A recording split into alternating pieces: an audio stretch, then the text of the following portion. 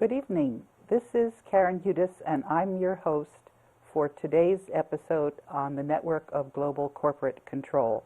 We're taping this in the studios of DCTV on the 30th of June. It's going to be airing on the 14th of July.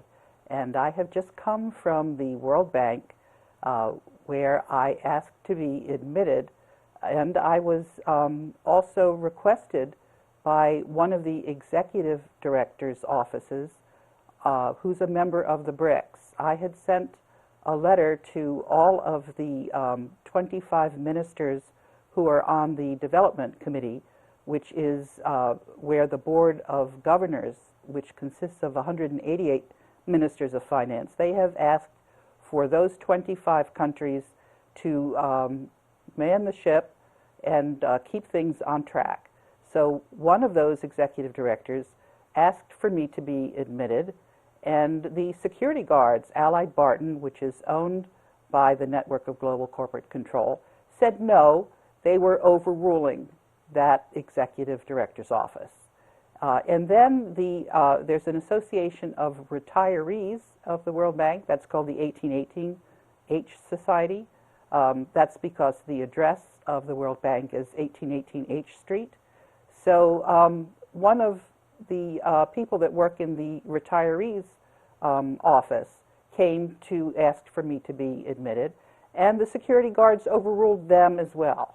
And I spoke with William Bullock to find out why he thought he had the right to overrule this. I said, "You think that Allied Barton is in charge of this building?" And he said, "It's policy." I said, "That doesn't cut it." He said, "Well, you realize you've been dragged out of here by the police." And I said, "That game isn't working anymore."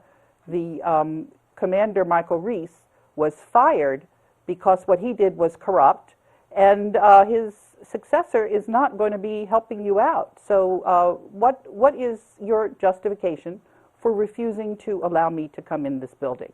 Can you give it to me in writing? No, he couldn't, but he was standing there with some of his colleagues. And I asked them if they wanted to go on record. No, they didn't want to go on record. They know full well. So I told Allied Barton that I was going to be reporting to people about what's actually going on. And I wanted to show the first slide, which is talking, it's a slide that was in an article that ran a year ago, talking about whether the IMF is going to leave Washington and go to Beijing. And this is the World Bank and the IMF are the biggest employers in Washington. So the politicians in Washington are not going to continue to be corrupt. The corruption is now coming squarely from the Network of Global Corporate Control, which, according to the articles of the World Bank, is not in charge. Now, I also called up the office of the new executive director, Mr. Matthew McGuire, because I had sent him an email, and I followed up to tell him that I was going to be coming to the World Bank, and I expected that he would admit me. And one of the documents that I sent to Mr. McGuire was there's a very interesting statement at the very first meeting of the World Bank by the person who represented the United States, the member on the Board of Governors, saying that if there was ever any disagreement about what was in the Articles of Agreement, that it was up to the members of the board to interpret the articles. And I've also been working on those interpretations. It's very clear that Allied Barton is just has no justification. They are just simply sitting there and corrupt. And this is, it's just, I actually feel sorry for them, because we're now in a situation which I call turning about. I'd like to let you all see a clip of what that looks like. If you're not a sailor, just watch this and see what it's like when you're in a boat that's going to change direction.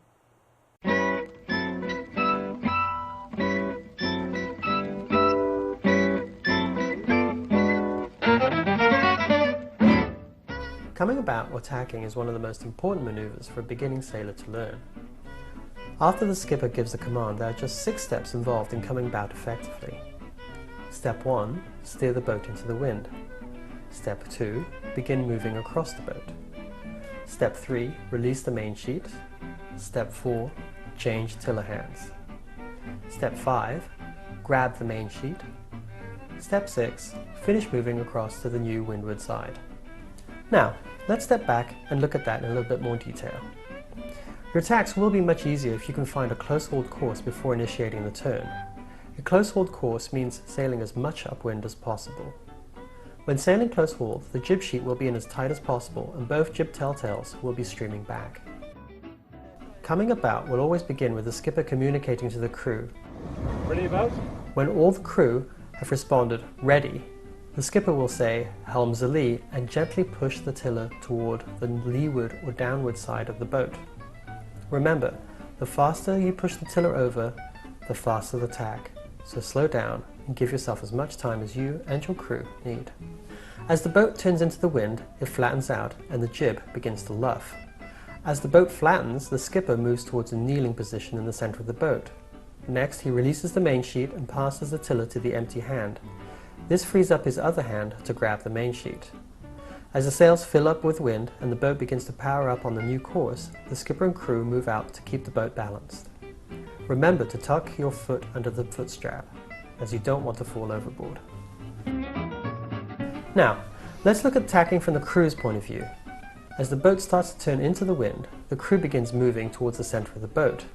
As soon as the jib luffs, the crew releases the jib, moves across the boat, and then tightens the new jib. A good drill is to practice tacking back and forth from a close-hauled course to a close-hauled course.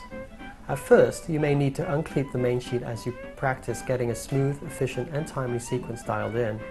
Now, if it feels comfortable and safe for you, you may consider leaving the main sheet cleated as you tack. Ideally, you and your crew should move as a team. See how Michael and Jeff move fluidly from one side to the other, shifting their weight to counteract the heaving forces on the boat as it decelerates, turns, and accelerates on the new tack. We hope that this 6-step tacking sequence can be an aid as you develop the skills to be safe and confident on the water. Be patient, constantly celebrate the parts you and your crew get right, and keep at it. You are bound to get it. Remember, tacking is a complex maneuver, one that has enough intricacies to keep even the best sailor challenged for years. In time, you will develop an intuitive feel for the forces that are acting on your boat, and an understanding of how to artistically guide those forces. So as you enjoy your time on the water, pay attention, listen, and feel what is going on. And in time, your boat and the wind might just become your best teachers. Happy sailing.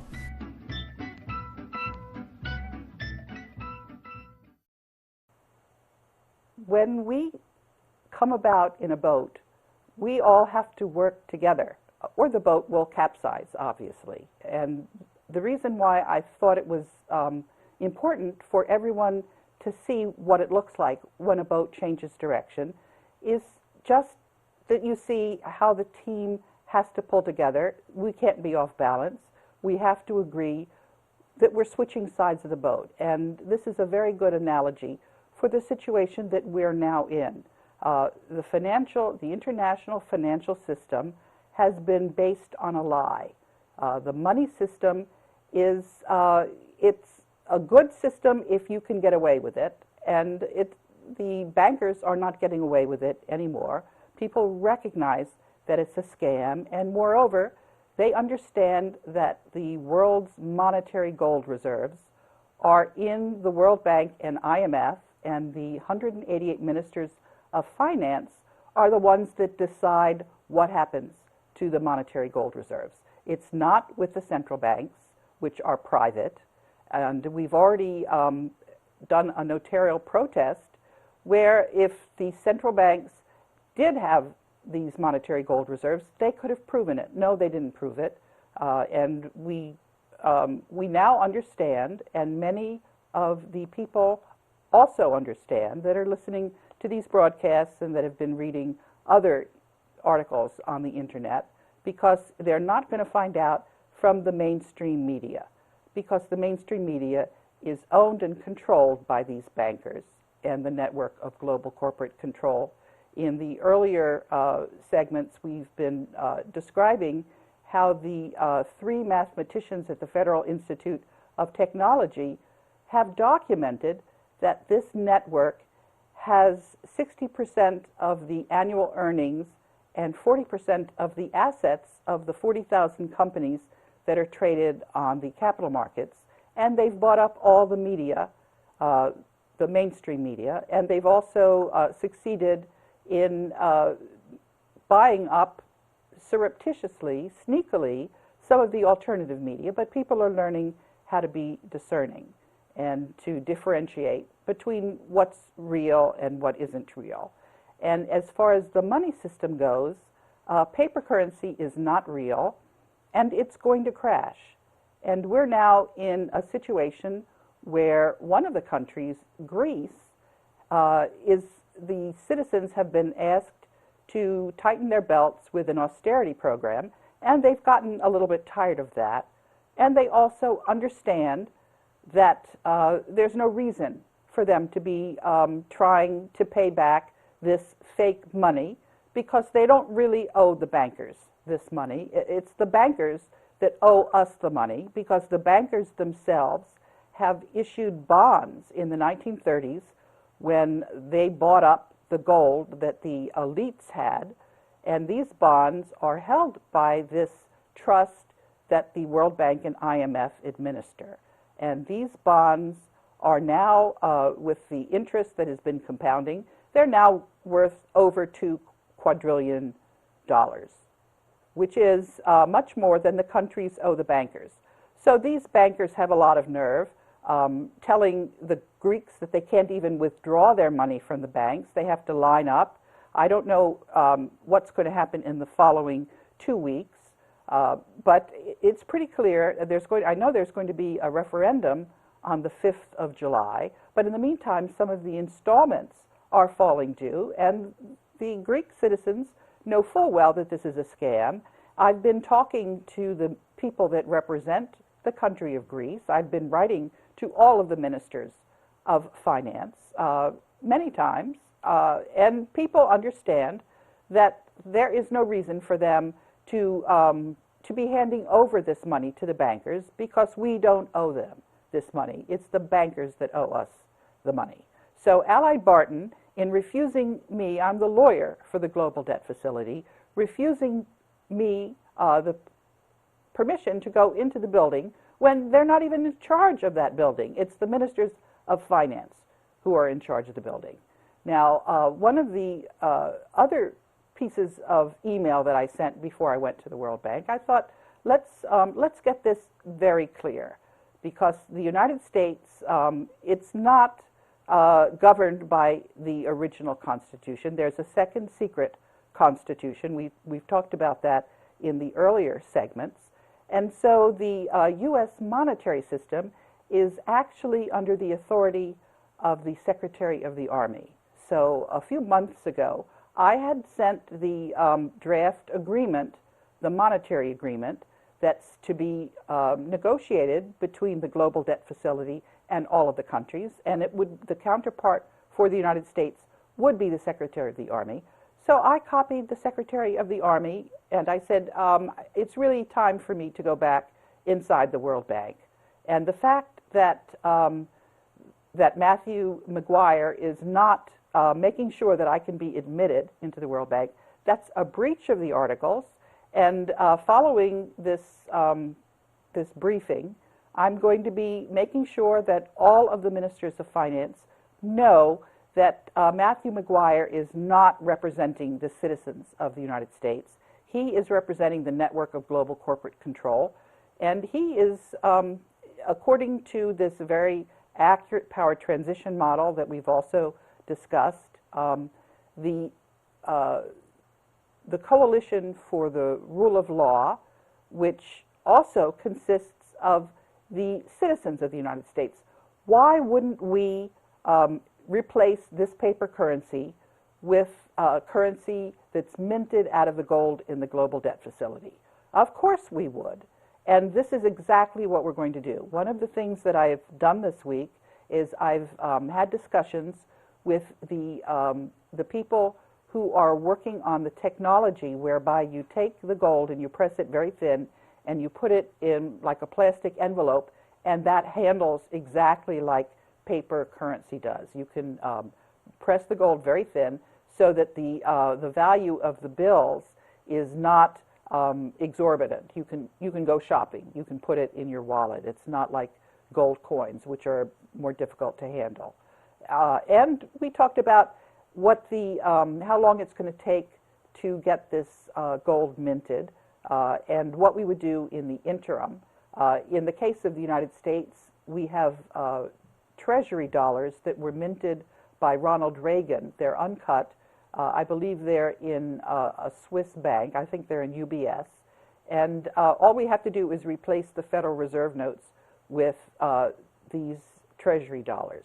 The issue, however, is that when paper currencies are about to fail, people hoard the gold, and at a certain point, you can't even use the paper currencies. They become so devalued that it's not practicable to use them anymore. And we've got to make sure that we can manage this transition in a way that's that doesn't rock the boat. And of course, if we're going to be asking the ministers of finance and development that are on the board, many of these ministers are going to have to worry what their constituents are going to think of them, because this is a serious worry. And as you've seen in this clip, when a boat comes about, you really do have to move together as a team. And so we had a discussion on Twitter about whether there's going to be retribution, whether there's going to be cases against these officials, because if they have to worry that they're going to be in danger, then they're not going to work together with us in making this transition. So it just stands to reason that we've got to think of humanity as a team, and we've got to do what's necessary so that we can make a smooth transition. And it's a very serious, difficult discussion. I'd like very much for the people that are aware about what we're confronting to discuss this among themselves, because clearly if there's a disaffected group that feels that everybody should be punished for, it's really theft, not telling people about the gold that they're entitled to and refusing to make it available to them. And look what's going on with Greece. There is very good reason to feel that there should be some kind of revenge. But if we're going to act that way, if we're going to exact punishment, we're not going to have a transition. We're not all going to work together to replace the paper currencies with the gold in the global debt facility. And then we're all going to sink. So that's one of the discussions that's been going on. There are a lot of other things that we're going to have to think about.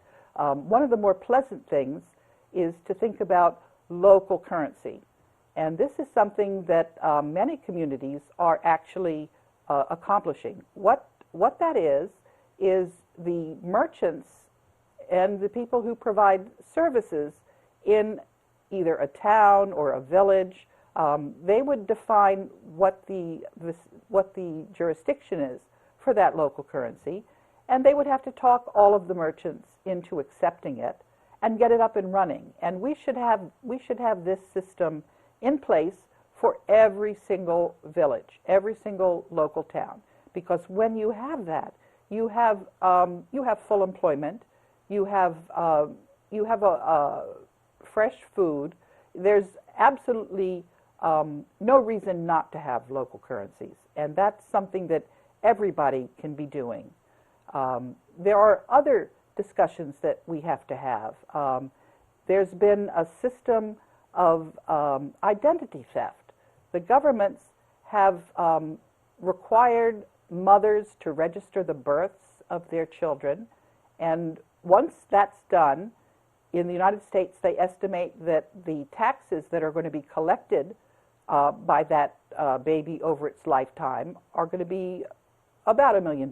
They take these birth certificates, they bundle them together, and they issue bonds on the capital markets and earn a lot of money on this. And when people go into the courts, they're not seen as individuals. They're not seen as citizens. They're seen as the corporation that is paying the income tax stream to the network of global corporate control. And this is a system which is also going to have to be dismantled. And it's not going to be easy to make all of the changes that are going to be coming into effect. There's also some other changes that we're going to be looking into, and that is in our health system. Just this past week, there was a discussion. One of the people that's been helping me with getting information out is a singer named Laura LaRue. And Laura has also been working on some of the issues involved in the vaccinations, which have very dire consequences because of some of the things that are in these vaccines and the information that that people are entitled to know about the dangers of the vaccines has not been made available. And one of the proponents of this information was actually killed. I'm trying to find his name. I apologize for not having the teleprompters. The network of global corporate control interfered with the email that I sent to DCTV, and when I tried to download I had my laptop with me. It turned out they had stripped the document that I had attached to the email.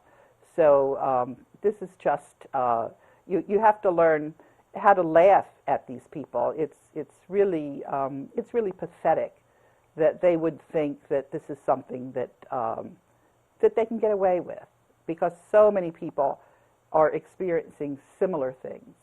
And one of the things, Laura actually did get her Twitter account reinstated because we had disclosed the fact that they had just interrupted her Twitter account for absolutely no reason. And so one of the things that Laura then mentioned was about a scientist, Royal Rife, who invented a microscope which is more powerful than any of the other microscopes that we've ever used. And because he looked into the microscope, he was able to see ways of curing diseases, including cancer, many decades ago. And the network of global corporate control ostracized him and then prevented people from learning about this cure. So there are many people that died unnecessarily. And I believe Fox News recently disclosed this cure without saying that it was something that had been discovered decades ago. So people are realizing just how nasty the network of global corporate control is. And it would really behoove the people who are part of this network to understand that the people who are onto them are willing for a period of time to look the other way if this group is going to join us and allow us to have a peaceful, smooth transition. And one of the reasons that I think that this is going to be happening is because some of the people have seen what's going on. One of the politicians in Holland, Herman Wijfels, has already apologized to his people. This was in a broadcast at Christmas time, and Herman Wijfels was the member of the board of executive directors who was working to fire Paul Wolfowitz, who was a president at the World Bank. And Paul Wolfowitz got into trouble for a number of things. One of the things that he did was to give an exorbitant pay raise to his girlfriend. But when the board was firing him, what happened to the members of the board was that some of those executive directors had gone to what's known as the New York Madam.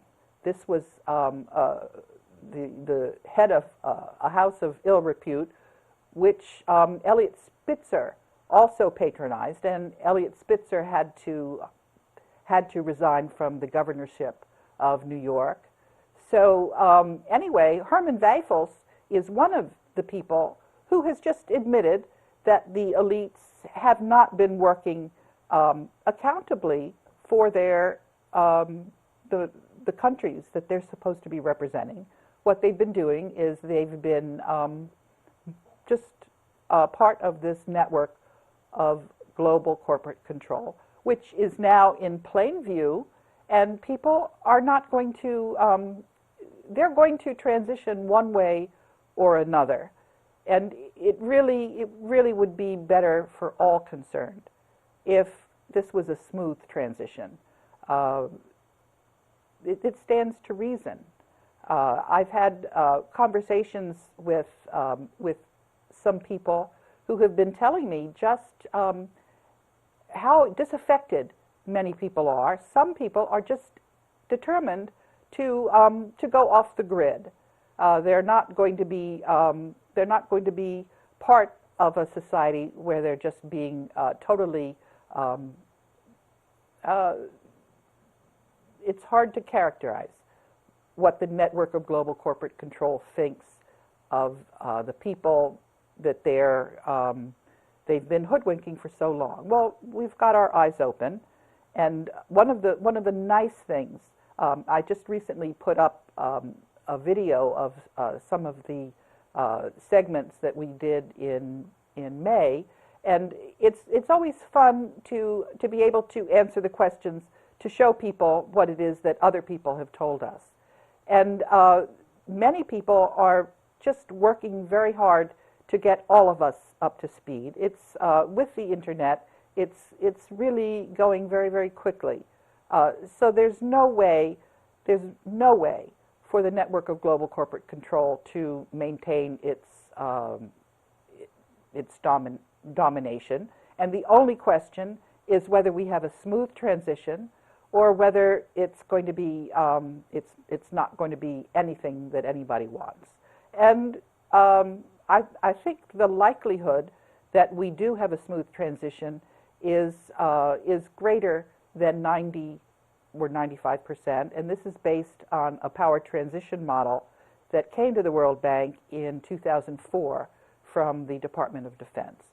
So the Department of Defense knows very well that they are also going to be held accountable. I've had discussions with the military on a number of topics, because some of the gold that's in the global debt facility is being transported illegally. There are helicopters in the Philippines that have been falling down because gold is very heavy. And this gold is insured by Lloyd's and also Lincoln. And I've been talking to these insurance companies, which are going to have to make good on the claims, that what we would prefer is to recover the gold and to mitigate these claims. But I've also been talking to the U.S. military about whether we're going to be able to rely on them to transport the gold, because we can't rely on them when their personnel policies are not being followed. And there's retaliation against, for example, the heroes that refused to nuke Charleston, or the heroine that refused to allow a first strike against Russia. That was Heather Cole, and also Commander Tim Giardina and Michael Carey, who refused to nuke Carolina. And we have to think about how we're going to handle the transition also in the military, whether we can reinstate these heroes and whether these heroes can be relied on to take care of whether the military is in the service of the network of global corporate control or is in the service of the republic. These are all very weighty issues, and the more people that let the military and their politicians know that they're aware of these issues, the better off we're going to be. People frequently write me and they say, what is it that I can do? And one of the things you can do is to let people know that you're aware of these issues and that you're watching to see how these issues are resolved, whether they're resolved. One of the other things that I wanted to talk about, we just have a minute, but there are now stories. There was a story in the Huffington Post that the people that work inside the World Bank are now saying that they can't get their job done because there's retaliation against them. So I obviously went back to Huffington Post and I said, well, you know, I'm glad you're running this story now, but it's really too little too late. This business about retaliating against staff, this is a way of doing business. There's the Institutional Integrity Department, which it's there to make sure that staff stay in line. It's now time for me to thank you for watching this program, and we'll be looking forward to briefing you on everything else that's going on with the network of global corporate control. I'm your host, Karen Hudis. Thank you. Good evening.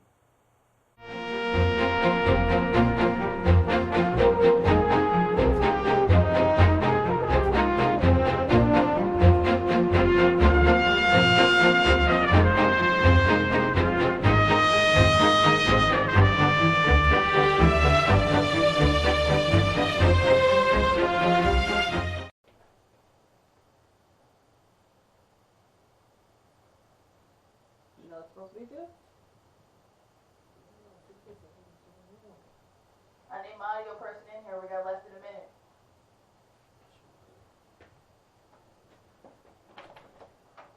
What's the source?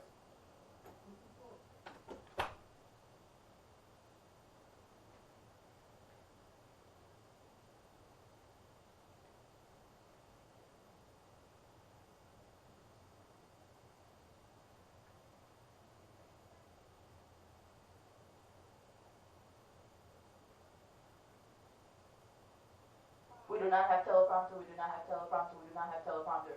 It's on, but it's inside out. It's okay.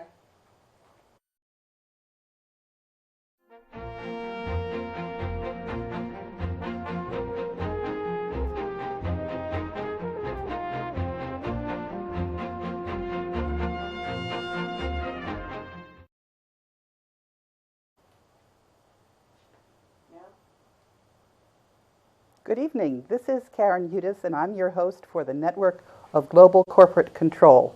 And we have a late-breaking event. This is going to be an update.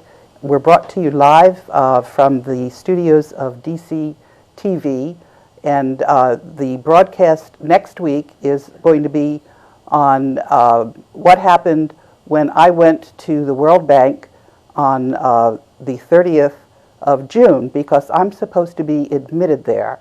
I have a valid security badge, and I was reinstated by the Board of Governors, which is 188 ministers of finance who are supposed to be managing the World Bank and the International Monetary Fund.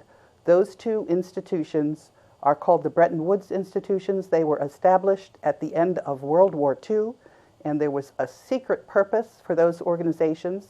That's because the world's wealth and the monetary gold reserves were put into a special trust fund, and they were supposed to be kept secret for 50 years, and then at the end of those 50 years, they would come out of hiding and would be used for the benefit of humanity.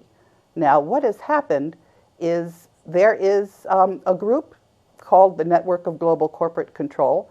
We know a lot about them because thanks to 3 mathematicians at the Federal Institute of Technology, they did a study of who owns all of the 40,000 companies on the capital markets, and they found out that there's one group that they call the super entity, which has appointed the directors on the boards of these companies, and they control 60% of the annual earnings. And at the very heart of this network is the central banks, the Bank for International Settlements in Switzerland, and then there are 60 central banks.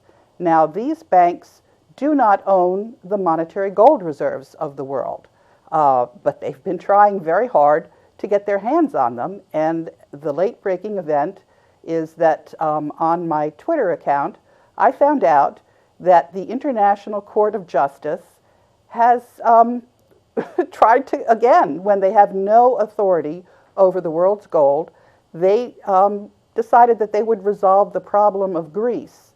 And for people who don't know what's going on with Greece, the citizens of Greece on the 5th of July had a referendum to determine whether they would agree to the bailout that the banks were imposing on them. But the thing is, these banks, not only do they not own the world's gold reserves, but they're the ones that owe us the money, because in the 30s, they issued bonds in exchange for gold. They told the royalty and the rich people that held the gold that it was very dangerous for them to have the gold. So they gave bonds, which accrued interest. And the global debt facility now owns these bonds, and the interest has been compounding. The interest and the bonds together are worth more than $2 quadrillion. Now, that is more than the country debt. And the thing about country debt is that the countries really don't owe this money because the way currency works, it's based on debt, and the private banks, all of these central banks are private banks. As I mentioned, they're part of this network of global corporate control. They just print the money, or they issue it digitally on the computers, and then they say that they have the right to charge interest on this money. Now, if a country's central bank is the Treasury, then there's no question. The difference between the value of the money that's printed and what it costs to print the money, that belongs to the countries, and there's no interest charged. So you can see that this is actually a big scam, and there's a very accurate model that came out of the Department of Defense and went to the World Bank in 2004, and that model predicted that there would be coalitions to form that would fight this corruption at the very heart of the international financial system. And this model started predicting that this coalition for the rule of law was going to win its battle with the network of global corporate control after I got a statement up on the UK Parliament website, and then another whistleblower from the World Bank, Elaine Colville, got another statement up. We've in total had 3 statements up. I've got a statement up on the European Parliament website. That was in 2012 when I testified at the European Parliament. So the network of global corporate control knows that this model is 90 to 95% accurate, and rather than concede defeat, they just keep on trying to steal the gold. And what the International Court of Justice did, they had no jurisdiction over the assets that were placed under the administration of the Board of Governors of the World Bank, but they decided to issue a statement anyway that these assets would be deployed for Greece. Now, Greece, in the meantime, knows that what the Board of Governors has already decided is that all of the world's currencies in the countries are going to be minted out of the gold in the global debt facility. So the value of the bill will be containing the gold inside. There's something called aurum. I've spoken to the people that manufacture aurum. They realize, we discussed how quickly we could get this whole production of Aurum up and running, and that's what's going to happen. So what I did just before coming down to the DCTV studios was I put a comment up on one of the blogs, and I sent a notice under the contact page to the International Court of Justice saying the Board of Governors of the World Bank and IMF are the ones that decide, not you, but out. What you're doing is just confusing matters. You can't blame them for trying, I suppose, but it really would be much better if they just recognize that we know what they're up to and they have no authority. All they succeed in doing, actually, is demonstrating to the world that they're desperate. They're desperate. Now, what else has been going on?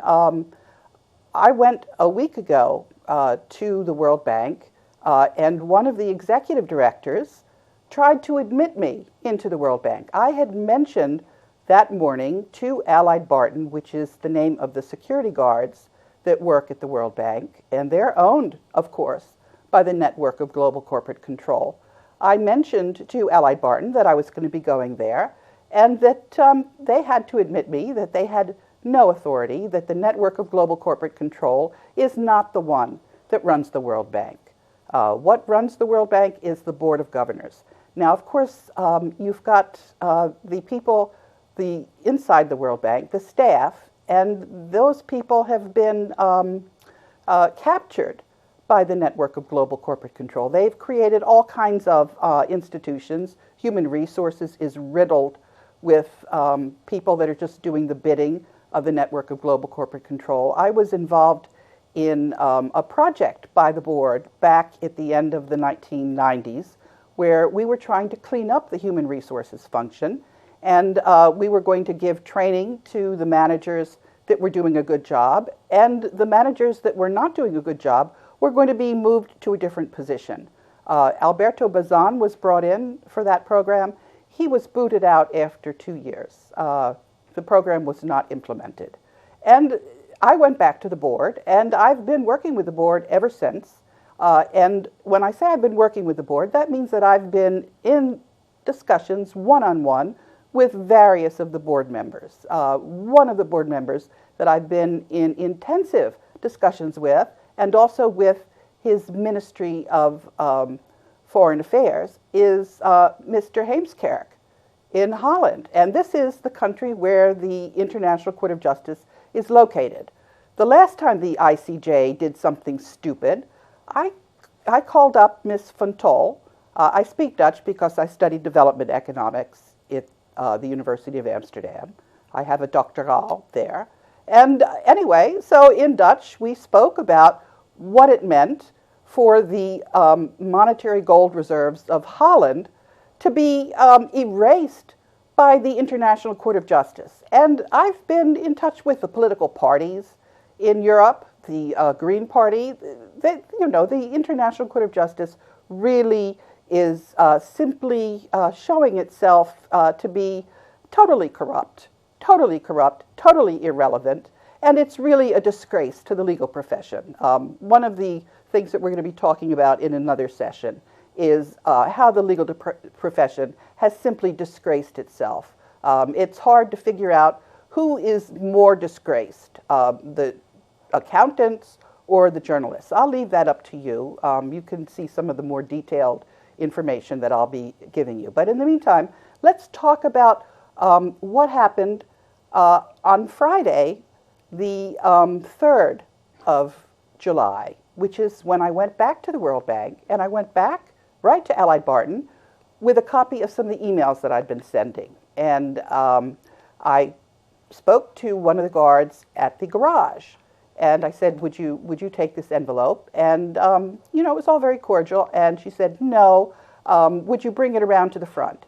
So I did, and I handed the envelope to the Allied Barton security personnel, and then I walked down Pennsylvania Avenue to go back to my car. The next thing I knew, Allied Barton's guards were shouting and running after me, and one of them took the envelope and threw it in my purse. So I turned around, I went back to the main entrance, And I said, you know, this is really not working. You have to accept this envelope. If you're not letting me in, I have a security badge. And if you're not letting me in, you have to take this envelope, which they refused to do. So I just put it on the ground in front of the main entrance to the World Bank. And it was almost like candid camera. People were coming out. They saw this envelope on the ground. They saw me sitting next to the entrance. And they picked up the envelope, at which point the security guards shouted at them, no, they had to leave the envelope on the ground. Then they said that they were calling the police. I said, yes, that would be a very good idea. They should call the police. And I sat down and waited. I wasn't sure whether the police would come or not, because you'll remember in an earlier segment we were talking about the Board of Ethics and Government Accountability, which, you know, I explained that the World Bank was going to be leaving the District of Columbia because of this corruption. This is a corrupt business environment. So, and there's also citizen oversight boards that oversee the police. And so I said, you know, there was no way that the police force should be intervening with the decisions of the member countries who run the World Bank. So when the police car showed up, I explained to them what was going on, that I had a security badge, that there was this corruption, and that it was the corruption that was responsible for the assassination of John F. Kennedy and Lincoln, and also that Ronald Reagan had been shot when he was trying to end the corruption that we were actually fighting about. And I also mentioned that there were these citizen oversight boards that were going to be looking very carefully into the performance of that police officer. So what she did was she asked for Allied Barton to justify with a barring notice what they were doing by keeping me out when I had a valid security badge.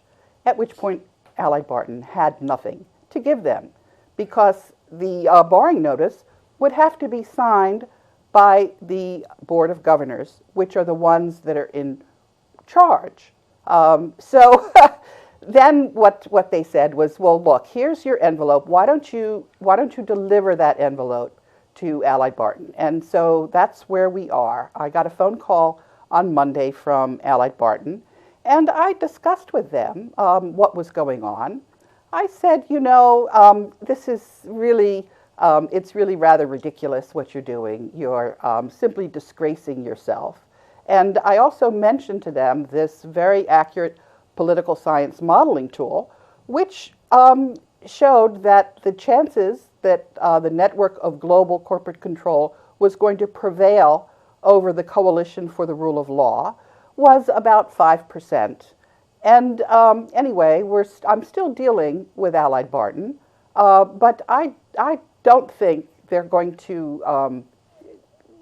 I told them that they were actually like an ostrich, that everyone is seeing exactly what they're doing, that they have no authority, and they're not going to be producing any barring notice from the Board of Governors. Why would countries that are entitled to gold and not have to pay interest on a scam, why would they agree to pay interest on a scam? No, they're not going to be doing that. This network of global corporate control has been exposed, and the best thing that they can do is to take to heart some of the discussions that people are having, because people are really not very happy about all of this corruption. It's been very, very oppressive. We can talk about any number of the atrocities that have been happening on this on the beat of the network of global corporate control. But when we dwell on those things, we're likely to capsize the boat that we're all in. So anyway, one of the things I wanted to do is to read to you what I wrote to the state legislatures and the taxpayers organizations a year ago on the previous 4th of July. We can only be independent if we understand whether or not we are independent. Our understanding of reality is flawed because a banking cartel has bought up our governments, our publishers, mainstream media, and our universities. This is documented fact. Fortunately, a dedicated insider, Jose Rizal, established institutions that could provide a forum that would be able to fight back, the World Bank and the IMF. Jose Rizal also asked a young lawyer to put the world's gold in trust so that the world's wealth would be available for humanity. That lawyer was Ferdinand Marcos, and the trust is called the Global Debt Facility.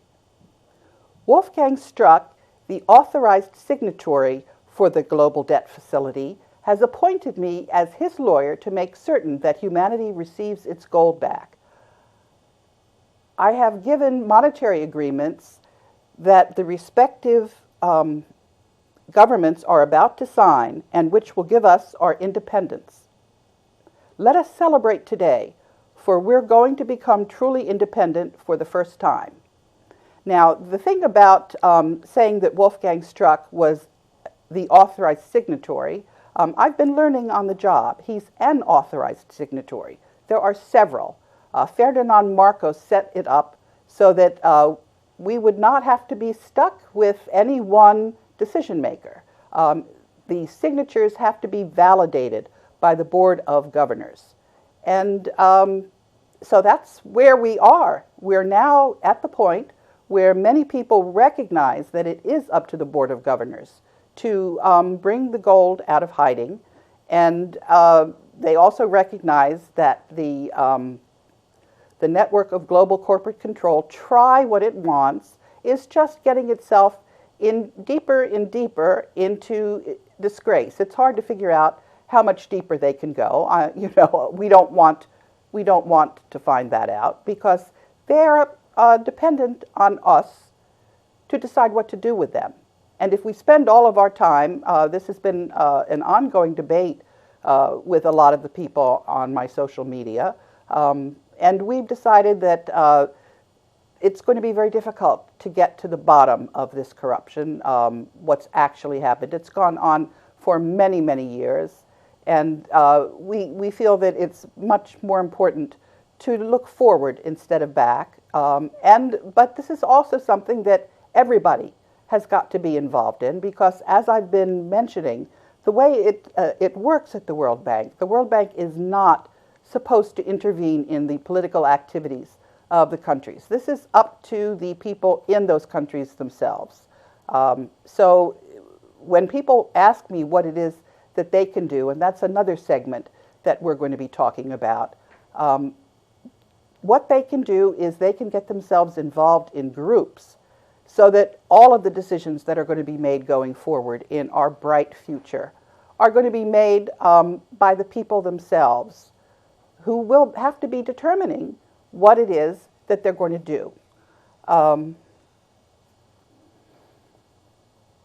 There are a lot of documents that I've been putting out. I've been answering questions.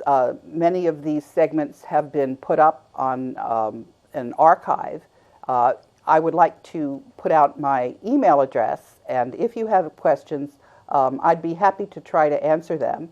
But use your judgment. I'm not going to sit and become your pen pal. I'm not going to go over in great detail the information that has already been put out there for people to look at. One of the emails that I got was from a young man who said his parents, he couldn't really get them to understand what was going on, and could I please do something to help him with that?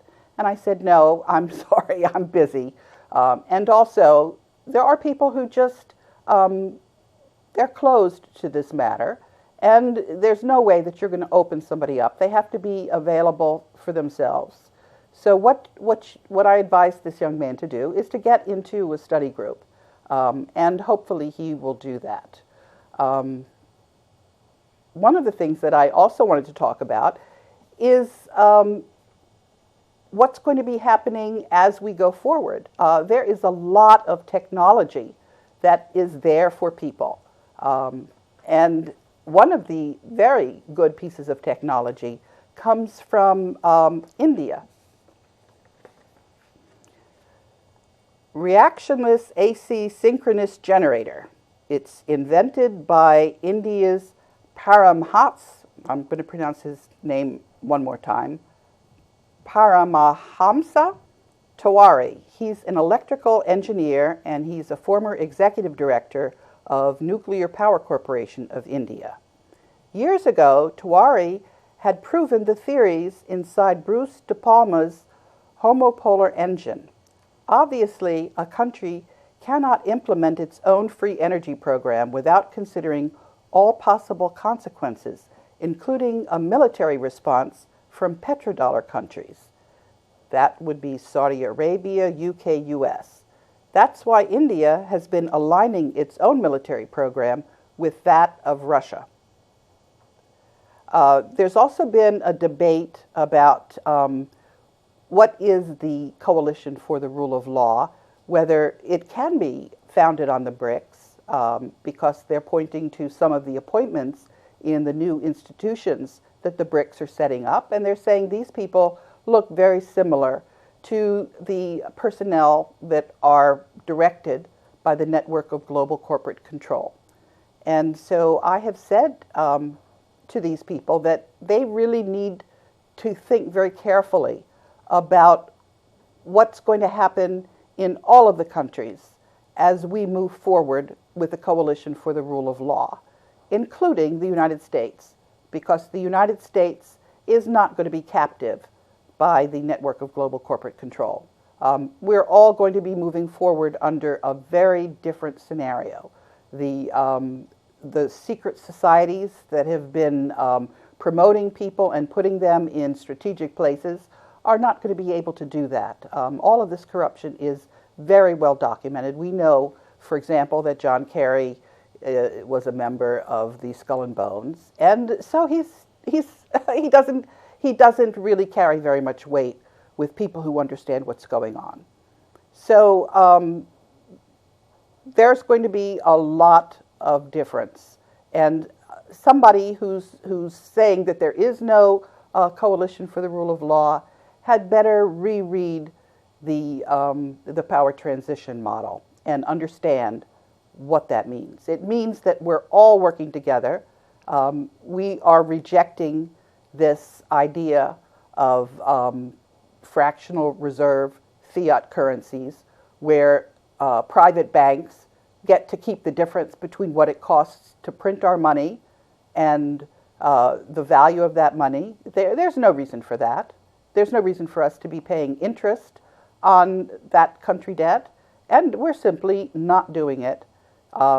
There's something called a notarial protest, which is a way to sort out who's entitled to an asset. And we went through the process of notarial protest, and what we have the right to the gold in the global debt facility. We have put UCC financing statements in the states where the Federal Reserve banks are located.